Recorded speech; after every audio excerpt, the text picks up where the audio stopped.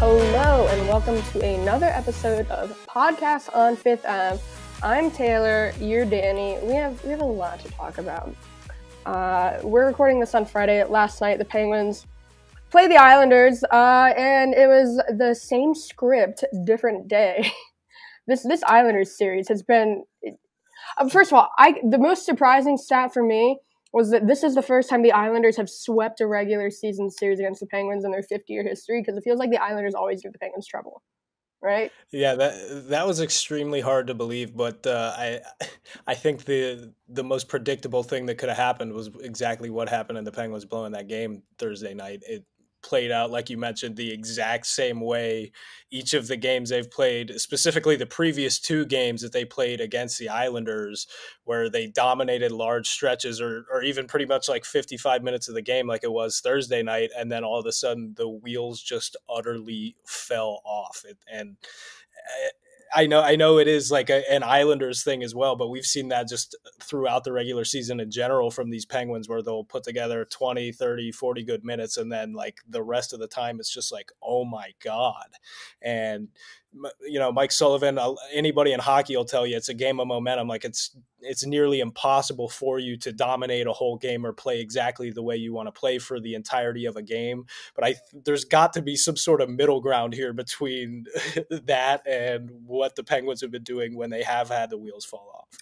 Yeah, it just seems like the Islanders bring out the worst in the Penguins. Like the bad maybe habits or things we've seen pop up in the Penguins season throughout this season, just they all come out when they play the Islanders. So, like the Penguins aren't going to play the Islanders again this season.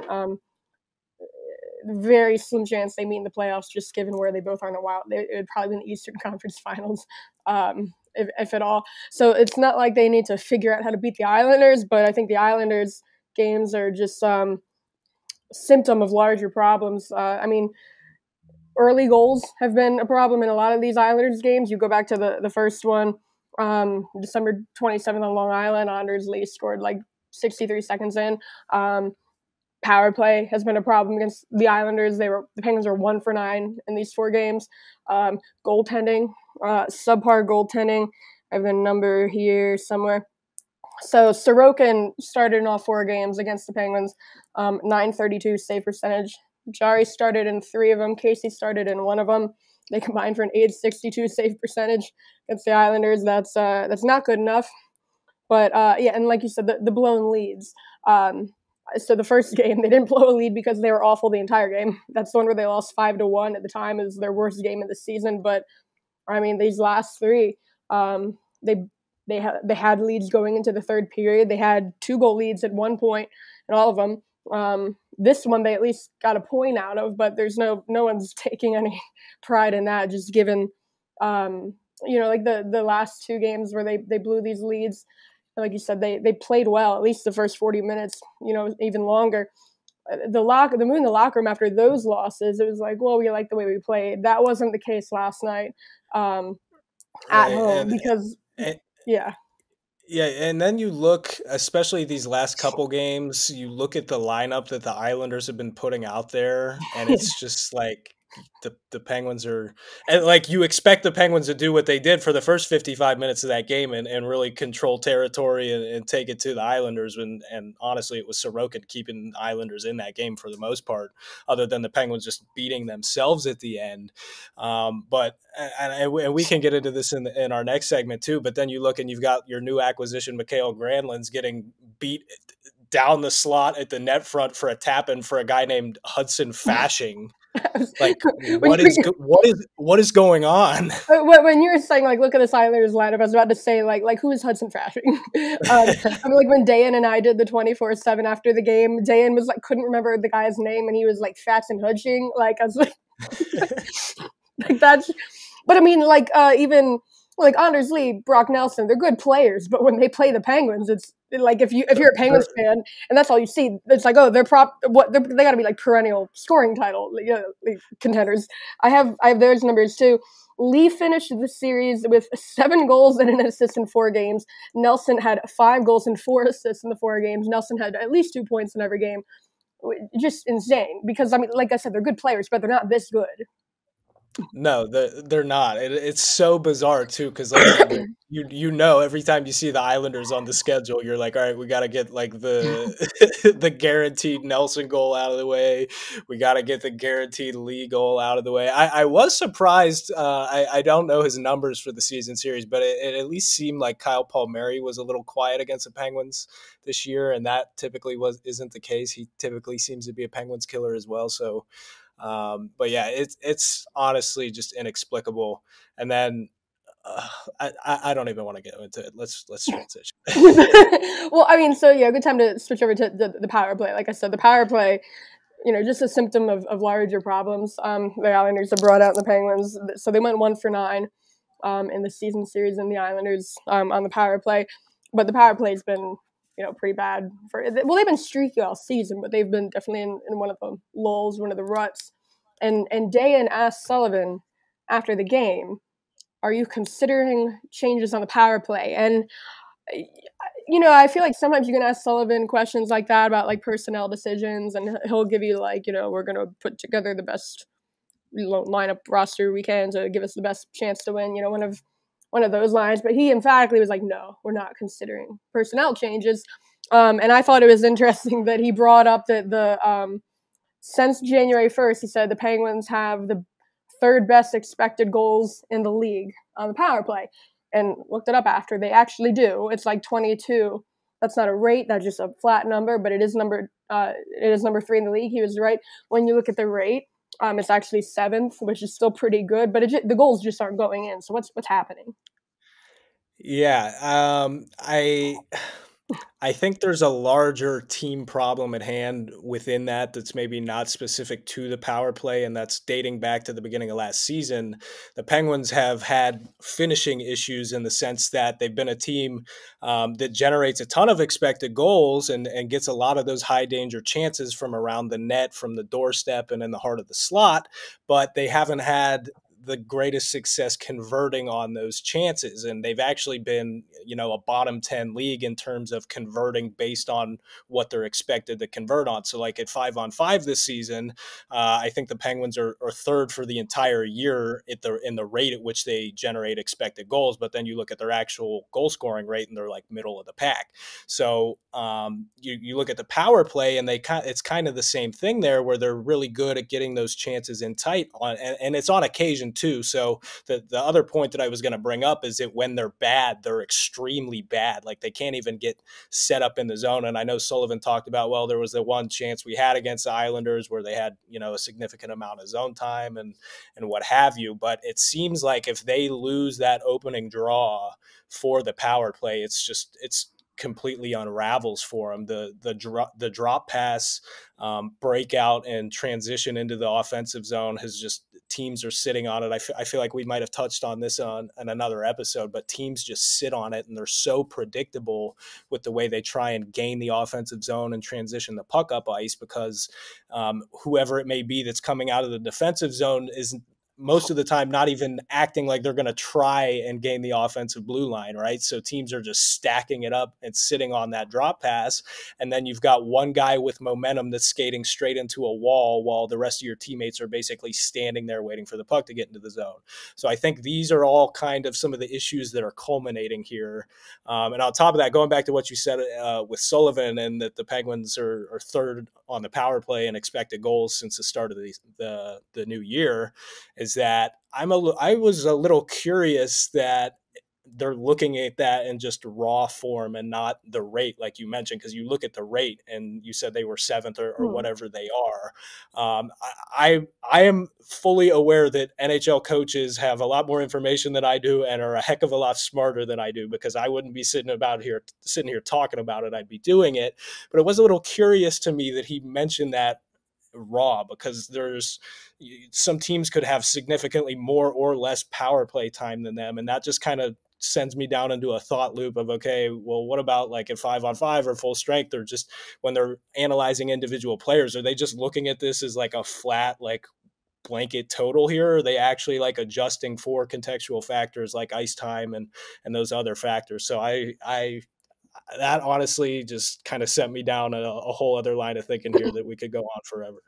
Yeah, and I mean, going back to the personnel, I mean, it would help too if they had like a good net front presence, like a Hornquist type, back when Hornquist was like good in that role. Because I mean, on the first unit you have Jake, who is definitely not a Hornquist type in that role. He does it differently than Hornquist. He's more mobile than someone like Hornquist, but he's not as strong as feet heavy like a Hornquist.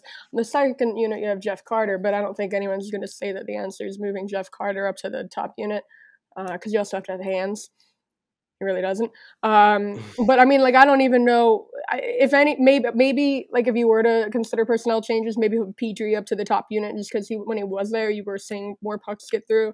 Maybe just try a Zucker on the top unit just with how good he's been playing overall lately. But other than that, I mean, the roster is the roster. It's not like there's a whole lot of options here. Yeah, the one thing I probably would consider is swapping Gensel for Zucker, and I know I'm not sitting here saying that Zucker's a better goal scorer than Gensel is, or that he's a better player or anything like that.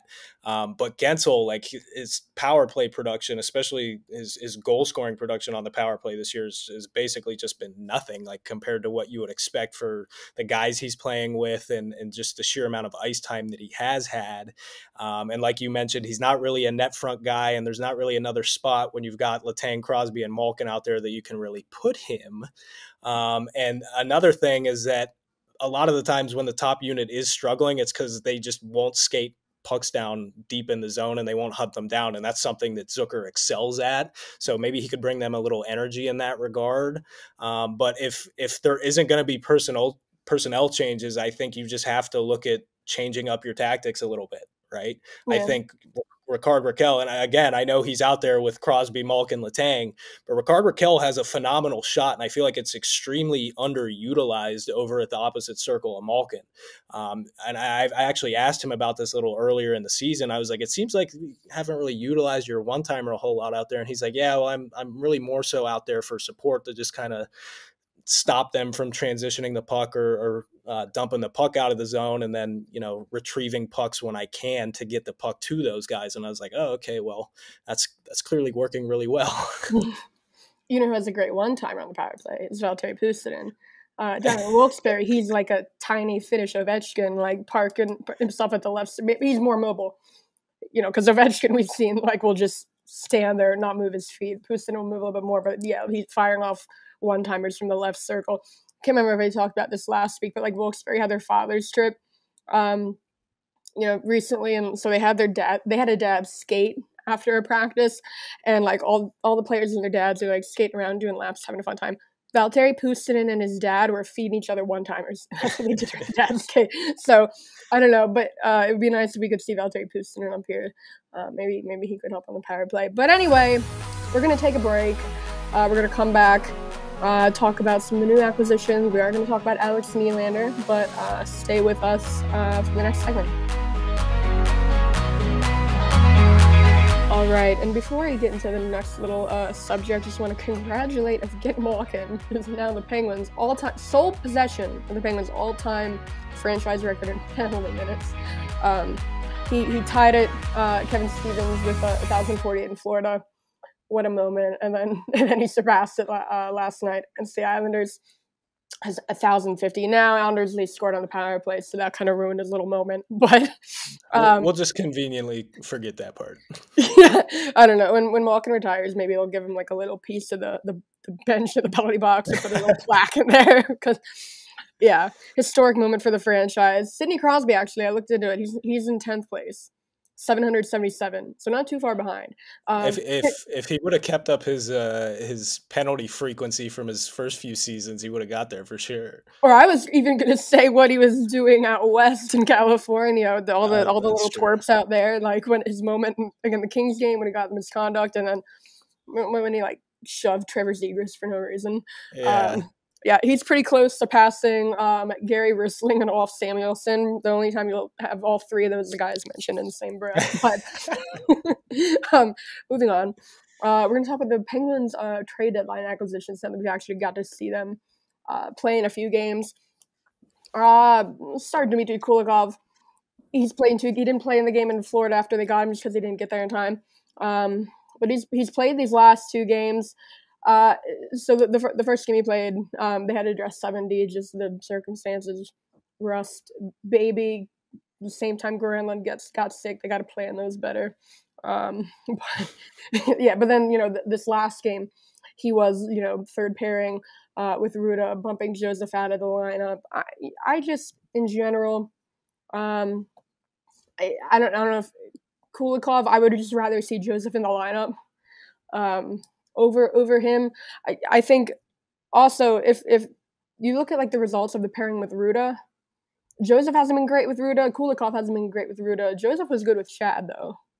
So I don't know what the answer is, because you're not going to see like Kulikov and Ruda come out of the lineup. But yeah, I'm glad you started that, since we got a couple of comments last week that said I was the grump, or that I was grumpy or a little upset, because my sentiments are not going to change too much this week. But I'm kind of with you. Like, I think Kulikov is fine. Especially for what they're paying him. Like, they can get by with him on the third pairing playing a defensive role.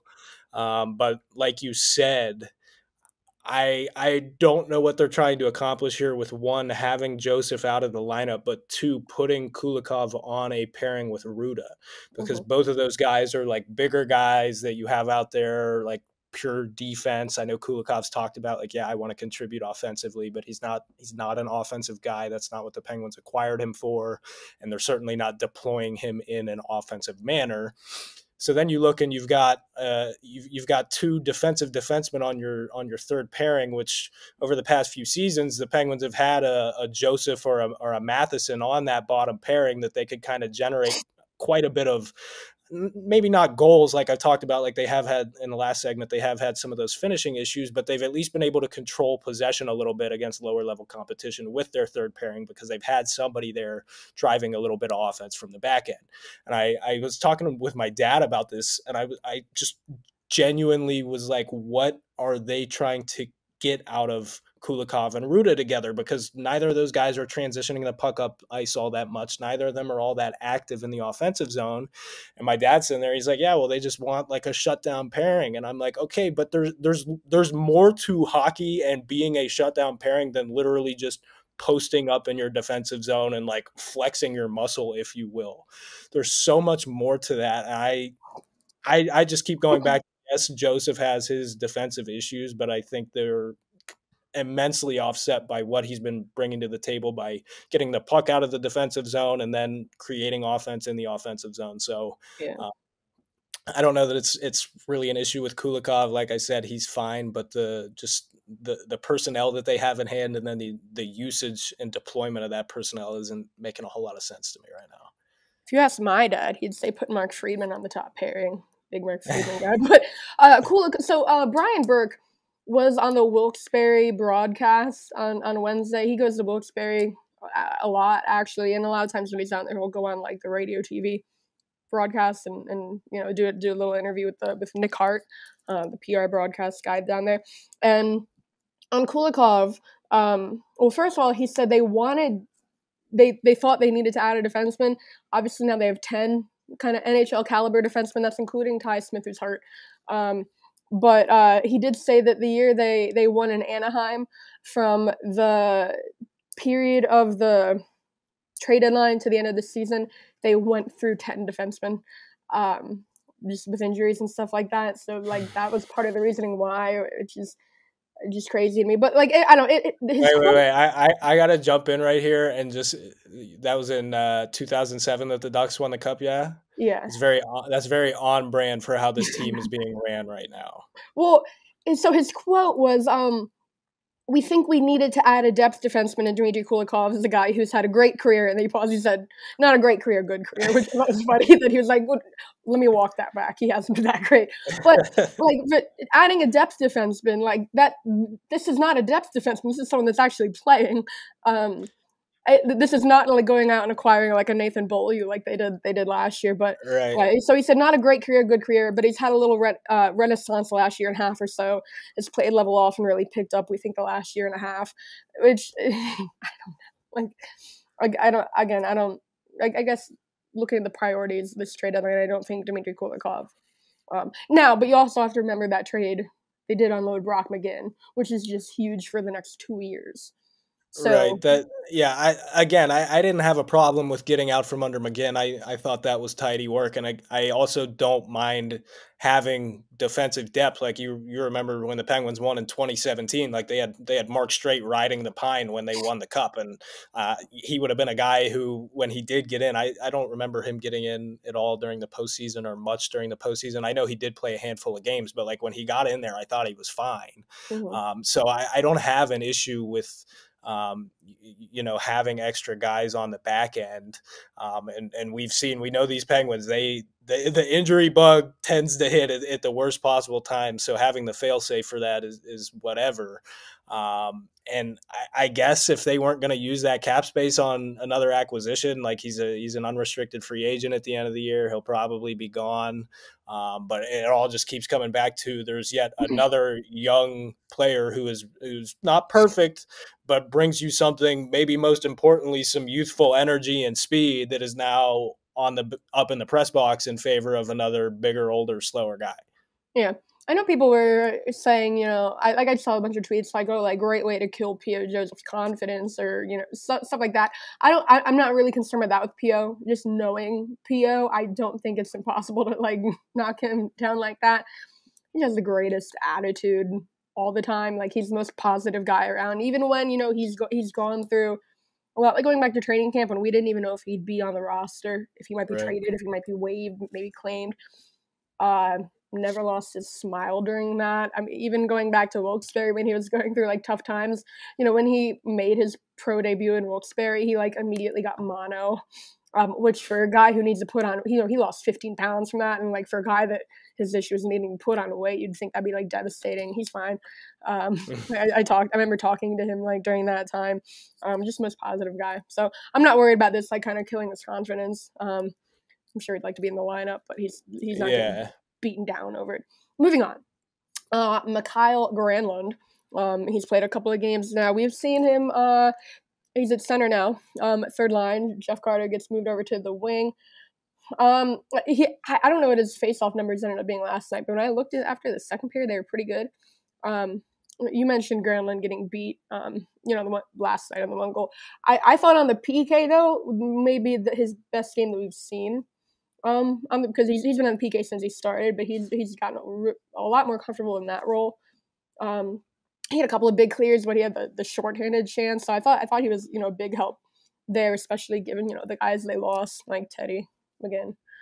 I think the biggest problem here is that we're talking about a $5 million per season acquisition, and we're sitting here talking about his PK clears. Like that's probably a problem when that's the lead. And again, I'm every bad thing I say in regard to Granlund is not necessarily about him, the person or the player, and more so about the insanity of acquiring him and the contract that he carries.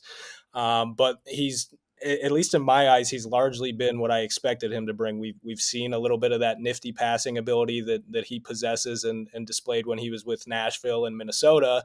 But at the same time, we've seen that doesn't necessarily translate into a whole lot of offense when his team is on the ice. Because one, he doesn't shoot much at all. It took until his third game, that Islanders game Thursday night, for him to register his first shot on goal, which did end up being a high danger chance from right and tight, which was great. But again, we're looking at 3 games here for you to get your first shot on goal, and it's like, I get that there's more to hockey than just shooting the puck, right? But you're paying a guy $5 million a season for another 2 seasons, and it took 3 games for him to get his first shot on goal. And I know he was sick. I know that, they're using him on the penalty kill and he's an upgrade on the third line, but it's just like, man. And the other bizarre thing to me is that Hextall and Sullivan have both talked about like the defensive conscience that he brings. And when I was doing my film review of some of his work in Nashville and like his defensive impacts this year, literally have him as like a replacement level defensive guy. Like they're not fond of his ability to suppress chances at all. And what I saw when I was looking through film is that he just has a lot of lapses in coverage in the defensive zone. It's not so much an effort thing or like that he's not trying. He literally just gets lost out there sometimes, or like we saw in the fashion goal, he just got beat and bodied. So it's looking more and more like a tough pill to swallow. And the fact that he was the main deadline addition is honestly just not encouraging. Yeah, I think if he were making like $3 million of like Yeah. Nashville had retained salary, then no one would really have an issue with this. But yeah, Right. the salary is a big part of it. I did think it was interesting. Burke, when he was on the Wilkes-Barre show, he said they tried to get Granlund last year. I just want to know like when, like was he the initial target, and like was Raquel the backup? Because remember, Raquel was like right at the end of the deadline. Like that came out at like 6 o'clock or something, like late. Yeah, it was all. I also found that interesting too, because when Hextall said that after his post-deadline press conference, but he said it was a couple of deadlines ago, which would have been the deadline that they acquired Carter.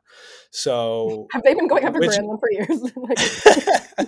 Well, that's the thing. If they had gotten Granlund 2 years ago, like that probably would have been pretty good. Like he was at the time he was a significantly better player than what he has shown this season and last. Yeah. Yeah, and also the Burke quote, he said, everyone says it makes, on Granlund, he says, everyone says it makes your bottom 6 forwards better. I think it makes your top 7 forwards better. We view him as a top 6 guy that can help out. He can do any job on a hockey team. Everyone keeps saying that except for everyone. That's the thing. Like Burke's like, well, everyone says, who? Like, who is the everyone? But definitely upgrades the third line, but bigger picture, not right. too sure. And then Nick Bonino. I mean, Nick Bonino is Nick Bonino. I think everyone kind of know what you're getting. I mean, like I saw the Burke quote on him too. He says, Nick Bonino, everybody knows. Nick brings a veteran presence. He can kill penalties. He's a quality person, which is like the last things you need. Like the oldest team in the league needs another veteran presence. And then he can kill penalties, which like we're going back to acquiring more penalty killers at the deadline. This management is like so obsessed with extremely niche and situational hockey factors. Like the number of times I can't say I've ever heard Hextall talk about like puck possession or like wall battles in the offensive zone or anything, but by golly, he will make sure to let you know how valuable it is to be able to throw a left and right shot center on the ice for a D zone draw at the same time.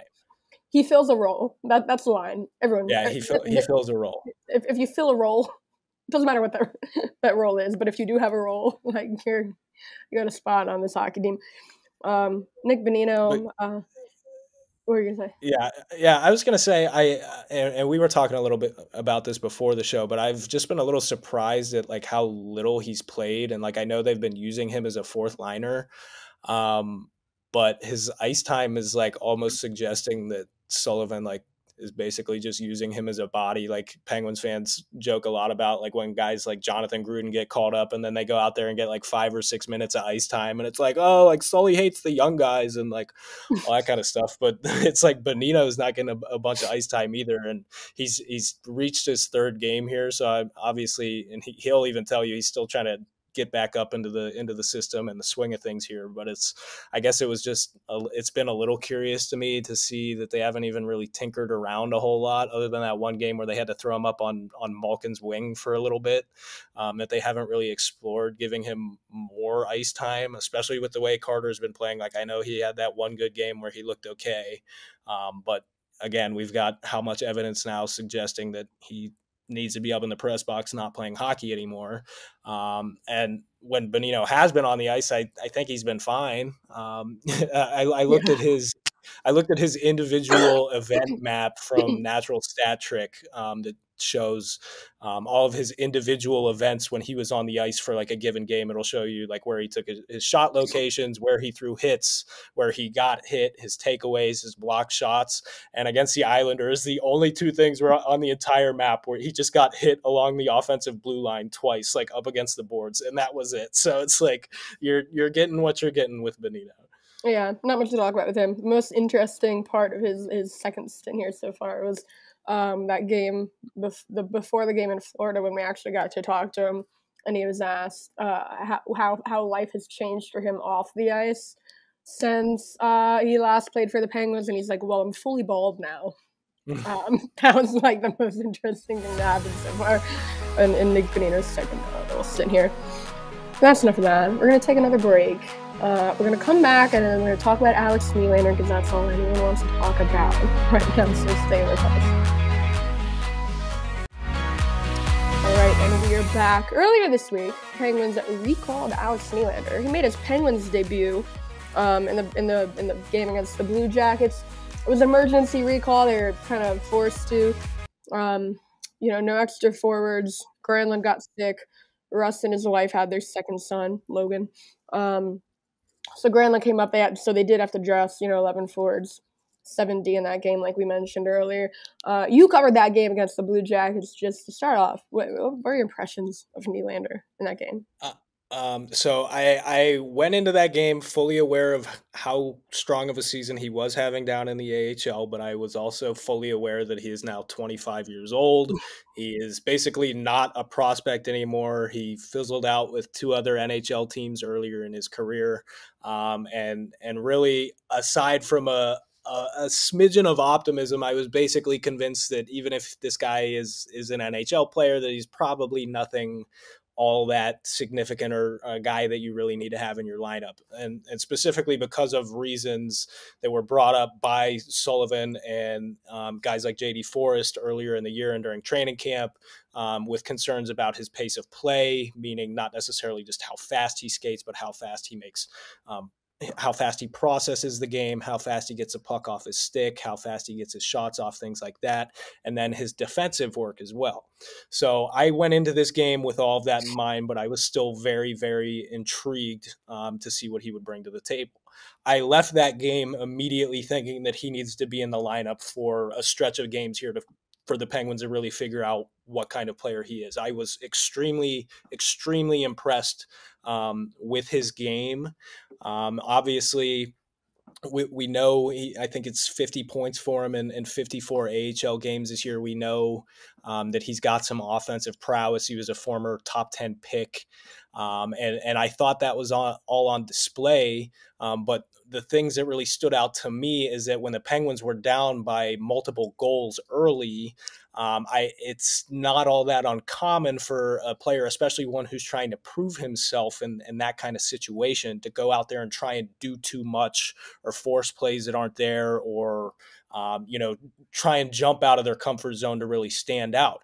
Well, Nylander didn't do that at all. I thought that he was very, very poised with the puck, especially when the team around him wasn't playing all that great. He was hanging on to pucks. He was looking for that next play. And he was very deceptive too with the puck on his stick. There were a couple of times where he baited defenders along the wall to open up space for his line mates. But more importantly, going back to his pace and his defensive play, there were several instances where he was acting as F3 or the third forward on the forecheck, where he was kind of the high guy up near the blue line, or even in a couple of cases out in the neutral zone, where he was the last guy back. And he did a fantastic job of not only being quick in doing so, but taking phenomenal angles up from the middle of the ice to the wall to kind of seal the puck carrier off, so that they had nowhere to go and would have either had the double back or relinquish possession with a dump, which they did in several instances. And that is huge. That's the kind of thing, he has the offense to stick in the NHL. I think those are the kinds of things that he's going to need to do to stick. And he did it several occasions. I thought he was engaged. There was one play where he immediately jumped off the bench on the fly, and the guy behind him darted to the back door, and he tracked him the whole way and broke up a tap in. So I was extremely impressed with him. Like I already said, I definitely think, and we probably will at some point, if I had to guess, see him back up with the Penguins. But I am of the opinion that they need to give him at least a handful of games here to see what they have in him. And if he continues to play this way, or the way he did against the Blue Jackets, he's absolutely someone that can help them down the stretch. Yeah, I mean, looking back to last year when they acquired him from Chicago in the Lafferty trade, it was his effort was something that, he had a bad reputation for his effort, maybe his attitude when it comes to his play on both sides of the pucks. It was something he didn't think he needed to do. As soon as when he came in, JD Forrest, I remember talking to him about Nylander, and he didn't see any of that from Nylander, like a bad attitude when it came to that kind of stuff, or effort being a concern. Whenever I talked to Nylander too, and he's like, yeah, I don't know, I have that reputation. Like, I know that it's important to play, to have a strong play on both sides of the puck.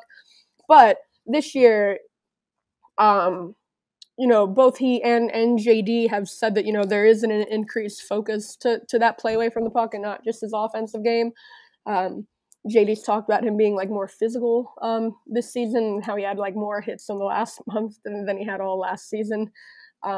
Stuff like that. So, it's that kind of play that got him the call up. Now he did get sent back down. And I know as soon as it happened, everyone was losing their minds on Twitter because, like you said, he did have a good game. You'd like to see him stay up.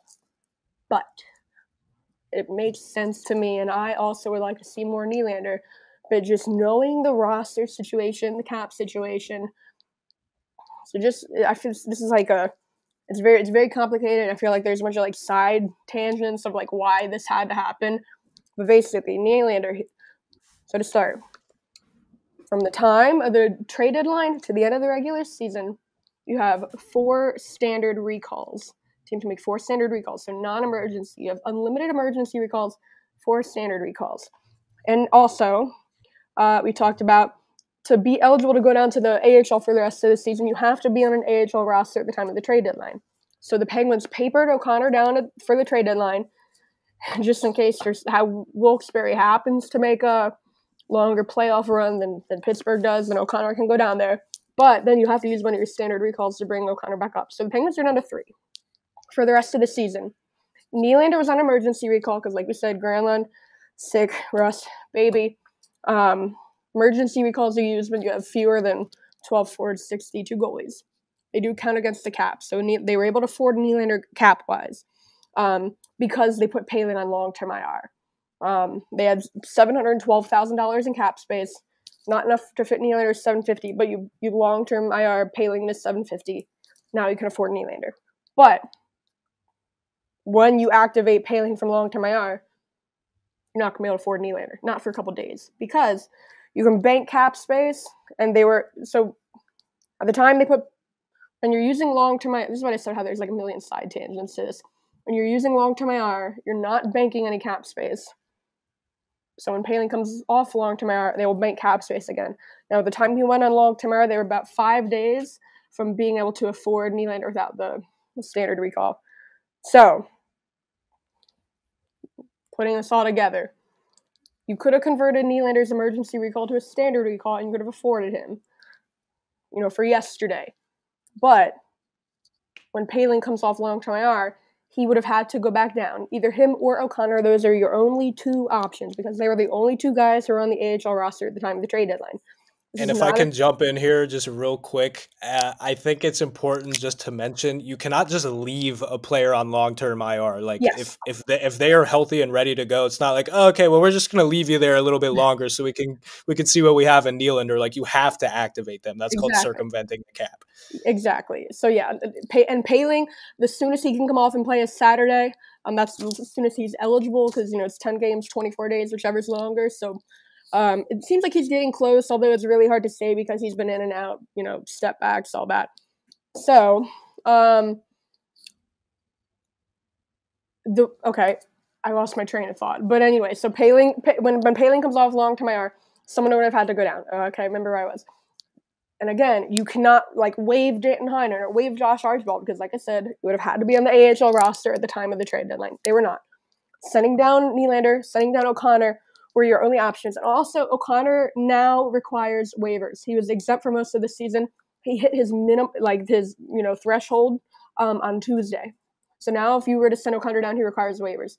Nylander, still exempt from waivers because if you get called up, you have 10 games, 30 days before you need it again.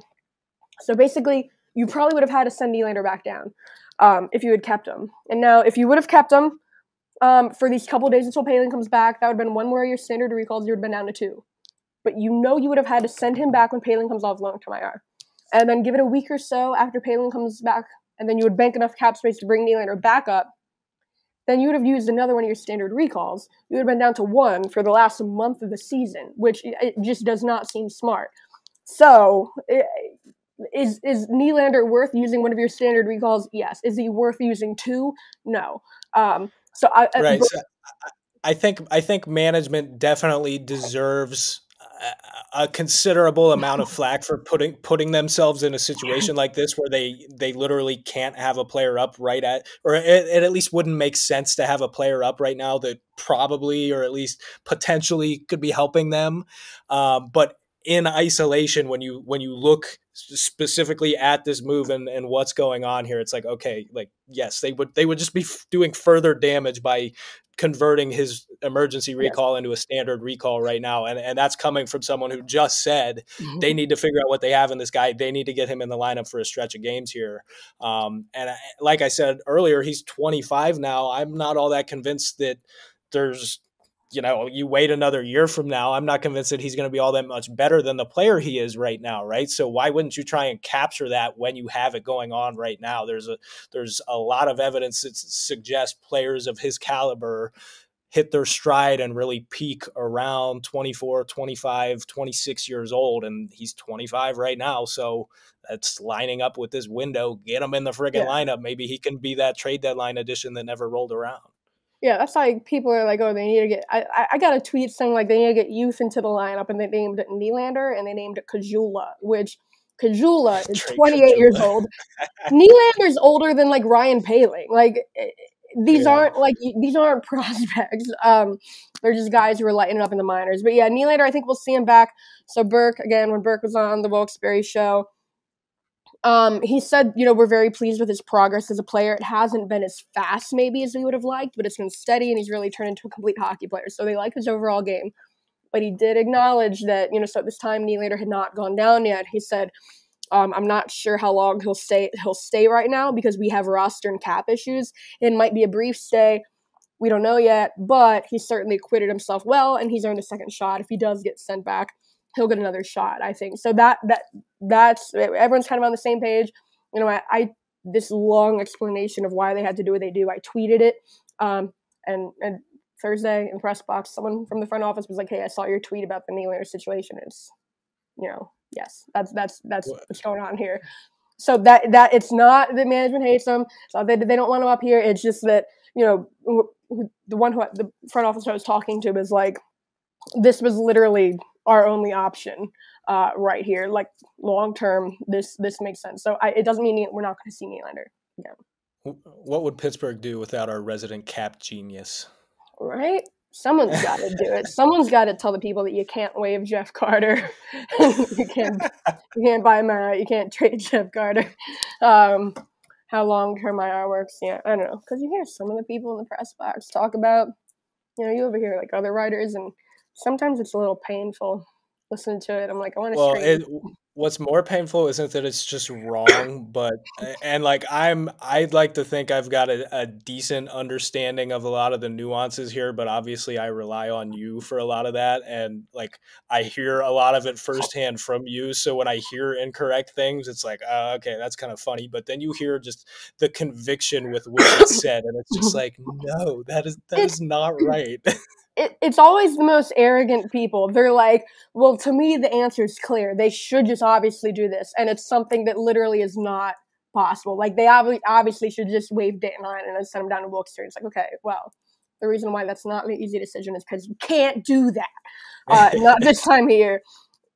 Good place to mention this. So, as one does, I don't know, it was like 2 a.m. the other night, and I'm reading the NHL bylaws, not the CBA, the bylaws. It's like a 60-page document.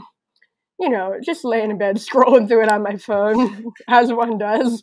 And Section 12, it's the eligibility of players, about just who is eligible to play in the NHL. So this was about, I had to bring it up because people were, common misconception is, so you can make trades after the trade deadline, but any player traded is not eligible to play in the NHL for the rest of that season. A lot of people think it's just the playoffs. It's not. It's the whole rest of the season. The reason this came out is because Anthony Angelo got traded to Nashville's organization.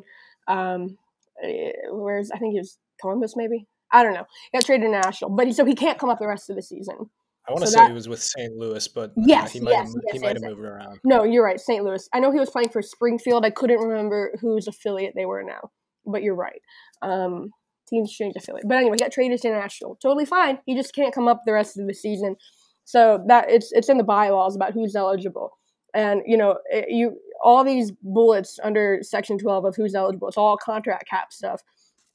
And then the 7th bullet, it says, a player with only one eye, or one of those eyes who has a vision of only 3/60ths or under is not eligible to play. So it's all this contract cap stuff, and it's also nobody with only one eye. So fun Brian little Berard's in shambles. fun little takeaway from the NHL bylaws.